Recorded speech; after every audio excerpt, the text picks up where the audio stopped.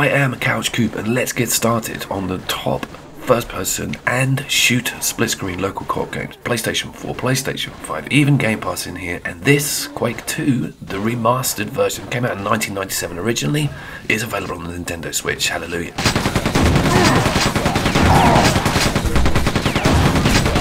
This game is from id Software. It does have a standalone review on my channel. It gave us the Doom series. Why wasn't that split screen, guys? Moving on, this is a rip-roaring ride with all of the cool campaign content. Now, this is one of the major aspects of the video.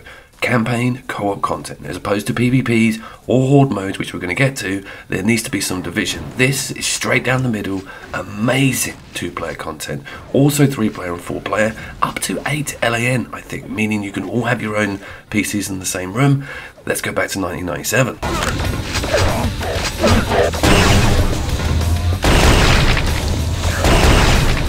The rework is pretty incredible. The pace is absolutely blistering. This is a real sort of nostalgia piece for someone like me, because I was around on its initial release, but also having a look at it on the modern day PC and enjoying it as a couch co-op classic / modern game is a proper joy.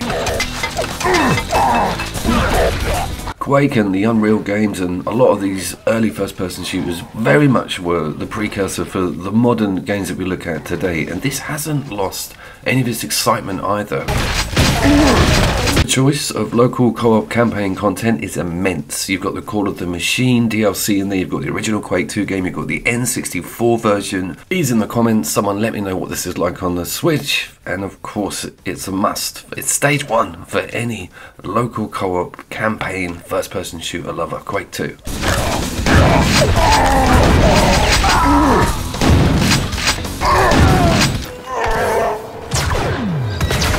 Alright, this is a bit of a tricky one. This is obviously Battlefront Star Wars 2, and this is the first on the list that isn't a first-person shooter. I wanted to include some third-person stuff because there's a lot of material out there that's worth looking at in the shooter category. Now with this one, you have to sort of build your own campaign content. Now, you'll have to forgive me, I don't have proper EA access. I have a bit of a nightmare with my PlayStation access, to be fair. All I get to look at is base game of this, and I do see some content, but I can distinctly remember the first one having actual campaigns in it. With this, you've just got to build your own sort of horde arena, set up what characters you're going to be. It's all a bit of a mess. But it's not a terrible mess, and if you're a Star Wars fan, it really does scratch a few itches. More importantly, if you're a fan of the original game way back on the PlayStation 2 systems, then you'll still get a bit of nostalgia here. They really let go of so many beautiful mechanics with that game. The whole sort of Battlefront concept about warping into different areas to sort of affect the entire battlefield. They've also sort of removed a lot of the vehicles from the split screen, so without any sort of paid content or DLC, this is all it's kind of got to offer. But some of the modes are genuinely fun, and you can muck around with the variables, be some really iconic characters, and get to sort of swing that saber around and see what's going on with your mate. There isn't actually a vertical split option to my knowledge. That doesn't really take away too much, but again, I would have liked it because you've got this sort of pillar-like gameplay. You want to be able to see down the field as opposed to have that panoramic vision, but it's still damn pretty as well. Comes with some minor PlayStation 5 passive boosts also. Perfect. Let's take them out. Comes with a wealth of good modes as well. You can fly around and team up and sort of fight against, again, a horde situation where you're dealing with a bunch of numbers going down on either side. It was not really a wealth of structure here with any of this base level content.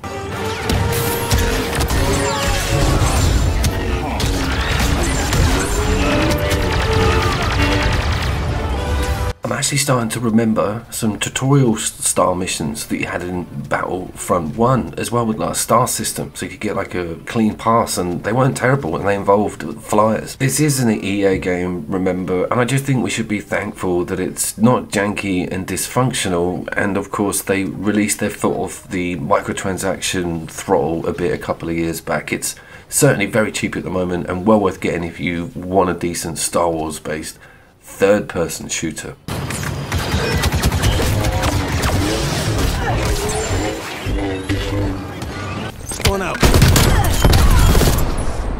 sort of sticking on that construction kit topic with Call of Duty Cold War, not giving you a single bit of campaign content to access split screen, 3-player or 4-player. The COD series really needs to start hanging its head in shame with how badly they've looked after us on a local co-op level. But there is a nice surprise coming up on that front. With this one, you do have to meddle around with some of the stuff, but I have always said this, and the zombie mode on this particular game is so strong that it does feel like a sort of re-rolled, randomized campaign. I'm talking about that breakout mode. Once activated, the disruptor finds apex targets with high Aetherium concentrations. Extremely well optimized 2-player PlayStation 5 performance on this game. You might remember the UI playing up, and just look how mint everything looks now. And you've also got quite a squared aspect ratio. There is some weird stuff happening with aspect ratios on games coming up, but I love the structure of this and its rigidity. It really does run incredibly, puts a lot of zombies on screen, includes pretty cool vehicles and parachuting around, and again, as I mentioned, the bosses re-roll as well as the maps. You are always guessing on what's coming up with this.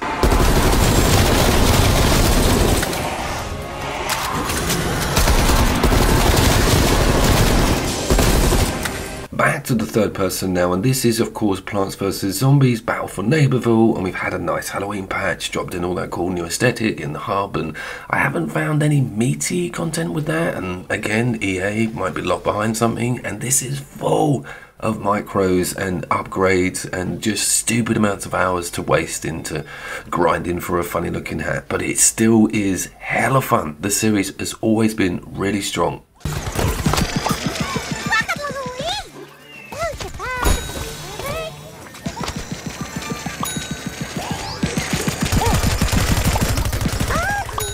I view it as like a hero shooter, and it's accessible on so many levels for different ages. You've got that complete vibrancy that attracts any kid over to it, and then of course getting their heads around some of those nuanced controls can be a bit of a leap.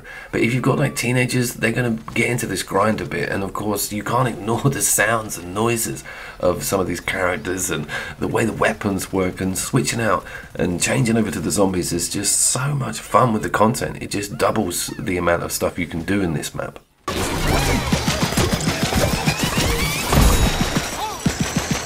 I suppose it is a bit of a guilty pleasure. I am currently reviewing The Evil Within 2 for Halloween, and I'm like 5 bosses in on Remnant from the Ashes 2, but this still scratches an itch.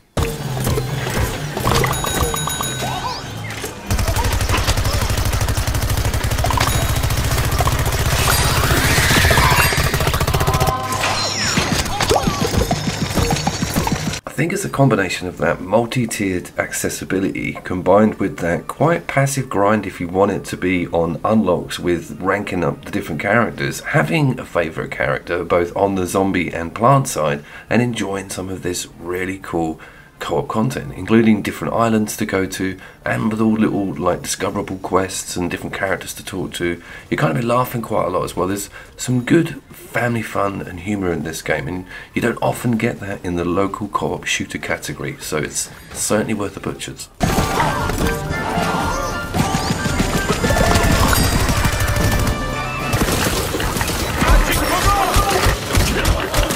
Okay, it's kind of the first of the big hitters on the FPS front and the looter shooter front, and of course the local co-op front. This is up to 4-player. It works very well on a PlayStation 5 with the splits. It had some teething problems on launch. We didn't have all of those screen options, and we certainly didn't have the legible inventory system, which has made a bit of an issue on the previous game also. But this is the promised land, I think, for a lot of the Borderlands format. Tiny Tina's is kind of locked into this medieval cool sort of Army of Darkness world, and I kind of like it. It has a sort of heavy emphasis on close quarters and swinging that R3 button around, and also accessing some quite cool bow and arrow combination machine gun things. All the machines, chests, aesthetics, enemies and landscapers very well moulded around the Tiny Tina Assault on Dragon's Keep board game, which is like a Dungeons and Dragons take, and that brings the game over to like loads of stats, funny like dice roll things. It does work to us. It feels a bit forced in areas, but I enjoy the maps, the way they look. They've really opened up with the graphics and not held back with making some of these levels completely crazy. And also, this is not as gory as Borderlands 3. This one can be shown, it's like a PG-13 almost. There's no massive, huge blood splatters in it. It's quite frightening on the boss front, but yeah, it's one to get into if you've got kids that can handle a first-person shooter. But the eyeball is so scary!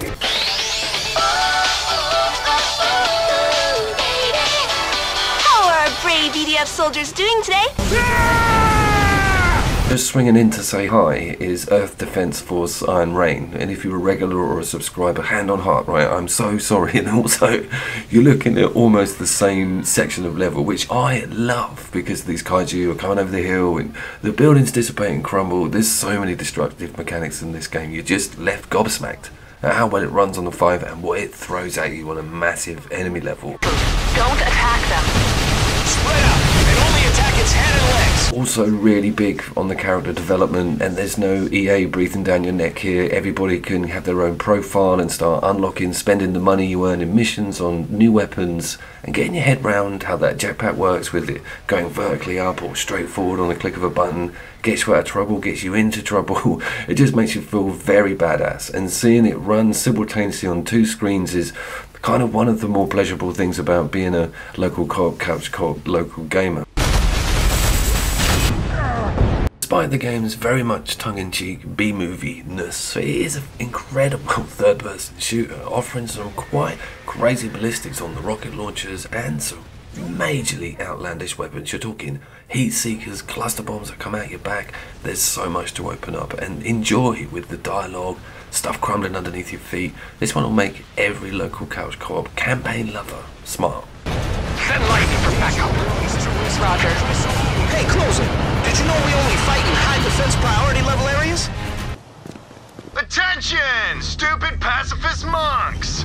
This is Oppressor Trant. It's not just a title, oppression is my profession. Alright, talking of smiling, my god, the graphics on Borderlands 3 on the PlayStation 5 with that split screen get me every time. It is so beautiful. It's also extremely bright and vivid. The HDR looks just eye-popping, and it runs like a damn steam train. This does not stop, and as you know, the Borderlands series has always been market leading on brilliant characters, great campaign content, more importantly stuff tailored for more than one person. The scenarios, the situations, even the arenas are all molded around 2 of you having a really great time, up to 4 as well.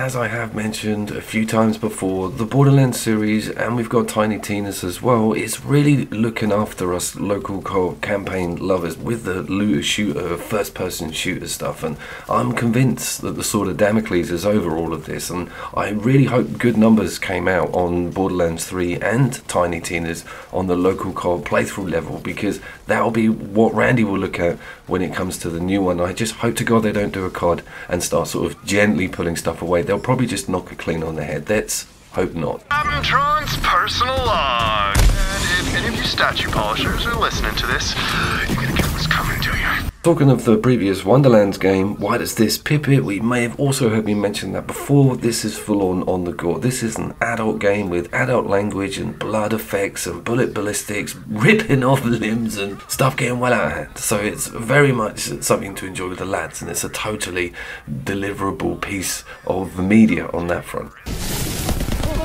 Big wretch! Big freaking wretch!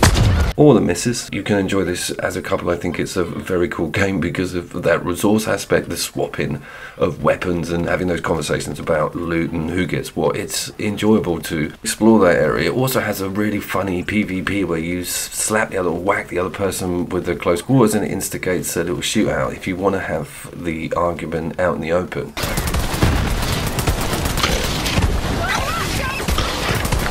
Let's all cross our fingers that Randy doesn't bugger the next one up, and I haven't heard anything on the contrary that split screen is going to be taken out. We're looking at the Helldivers 2 situation where it's gone, absolutely vanished. I'm not too sure how I feel about that, but Borderlands 3 is 3rd on the list, I think, technically. Reunited at last! Okay, it's time to have the difficult conversation. Come on, sit down, look at me. Let's do this. If you're a PlayStation fanboy or fanatic or even sort of a legacy Sony individual, I would put myself in the latter of those brackets. I mean, the channel is bedrock Sony. You're going to have to admit to yourselves that Xbox and Microsoft have had in the palm of their hand easily one of the best third-person shooters on a couch co-op level on the market for years now. Gears 5 is still a goddamn mammoth.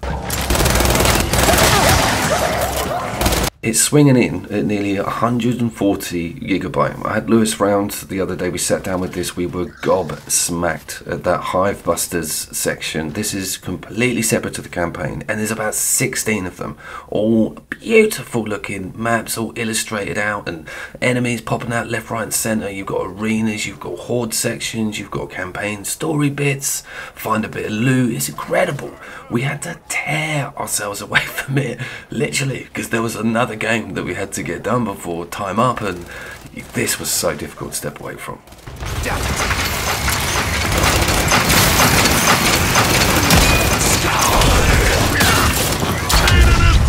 I think there's been a lot of water under the bridge with third-person action games, and because of Remnant, because of the role system, the cover system, how slickly, almost Splinter Cell level this game allows you to stick to things and feel confident about what you can jump over and what you can't, and also the enemy AI is just, it's like pincer maneuver, evil genius good. And one complaint I did have about some of the early Gears games was the enemies did feel slightly bullet spongy. It was a bit weird. They just took loads before going down, and then you go up to them and do the maneuver with the chainsaw, and the whole thing was a bit of a faff. But with this, the dissipation, the sort of detail on them, the way they react to the gunfire or even get injured and limp about, is incredible. You can get really sucked in with what you're shooting and where you're shooting it.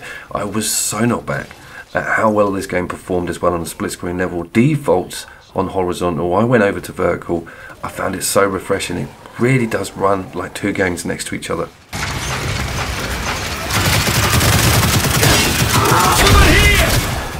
I can't sing the praises of this Hive Buster mode enough, because for me it's a pinch of campaign, it's a little bit of that horde mode. You've also got the specials that you would have in some of those horde modes, so things are a bit flashier, everything happens a bit quicker, you get a nice broad scope of enemy type early doors, and it just looks buzzing and new and sounds great. The design on sound and visual with this game is so AAA. It really is one of the best offers on the market for this local co-op shooter campaign material.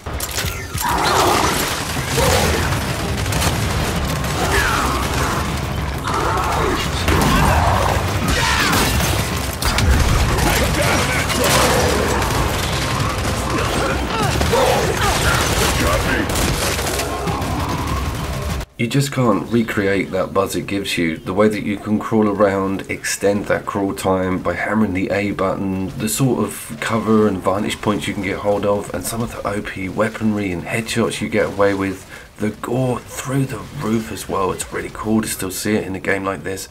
And it's aged as well. It's got to be coming up to 5 years plus. We really need to see something new from those guys.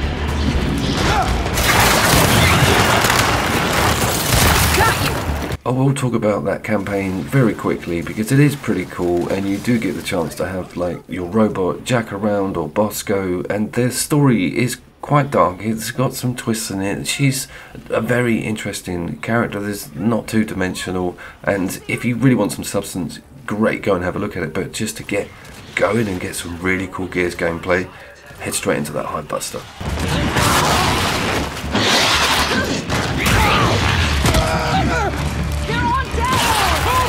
Very briefly, before the big reveal, Resident Evil 5 was supposed to go in here. We ran out of time. I've spoken about it loads as well. It made that campaign list on the previous video, so I'll hop all links and annotations over to that. It's also a great Halloween game. We made a quick work of them. What in the hell is this? It's Black Ops 3. Can you believe this? My God. And this is a big pitch, so get ready for this one. This game comes with a full-blown 4-player, 3-player and 2-player local co-op campaign. A full on massive campaign with all of the Call of Duty bells and whistles that you would imagine, story, characters, dramatic, Hollywood-like settings and explosions and stuff happening everywhere. It feels like a beautiful AAA experience, and my god did we get robbed with every Call of Duty afterwards. This is really the kiss goodbye to that amazing split screen local co-op campaign content we saw in every Call of Duty, including and up to this one.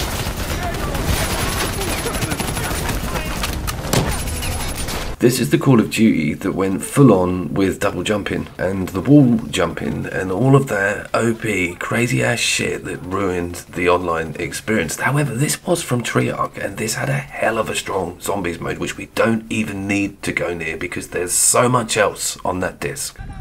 Remember, they ain't got the night vision.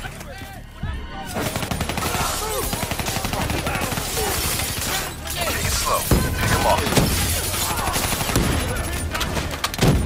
It's also the Call of Duty that's got all those scary ass robots in, that sort of binary domain aspect to it, and there's a train level and some really dramatic scenes that are just absolutely stellar to enjoy with a local co-op companion. Get that door open now! Give us some cover fire! Get inside! Go, go, go! Get to the extract. We'll deal with the robot. It's also got quite an advanced feeling tagging system that lets you and your mate see who's behind walls and what's around, because there is a lot of AI players on screen with you at times, and that can be a little bit annoying. You've got this guy called Hendrix who is determined to ruin your day or go really slowly. It's great to see where enemies are, what sort of enemies they are. Maybe it will give you some information on what weapon they're carrying and that sort of silhouette when they're crouched behind things. Pretty damn cool aspect, and feels pretty ahead of its time considering you see some of these pings or different commands on modern shooters also.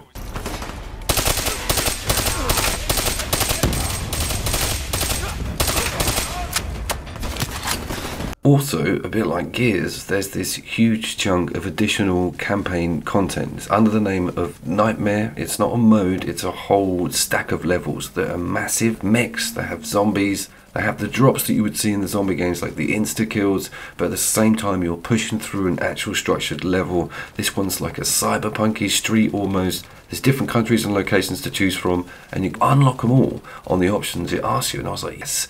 Get in. So we got to have a little taster of some of the top tier Nightmare levels, but you can unlock them incrementally if you feel you want to. This game is also running on my PlayStation 5, and I'm not sure on what backwards compatibility there is, but it's certainly running, as you can damn well see, at a beautiful 60. We don't have 2K or 4K or anything like that, because we also have some aspect ratio bars going down the sides. That's just a sign of the times. I think this game is certainly getting on a bit now, and will be available very, very cheap off shelves. That was Hendrix there, offering himself up as the RPG buffer between you and the enemy, but still a lot of fun to be had. Taking down this mech is absolutely awesome. Your missiles quite literally ping off it. If it shields up, you've got to get the window. A lot of fun. And of course, I have been Couch Crew. Please like, please sub. I'm looking forward to doing more Couch Co-op content, and we'll see you down there.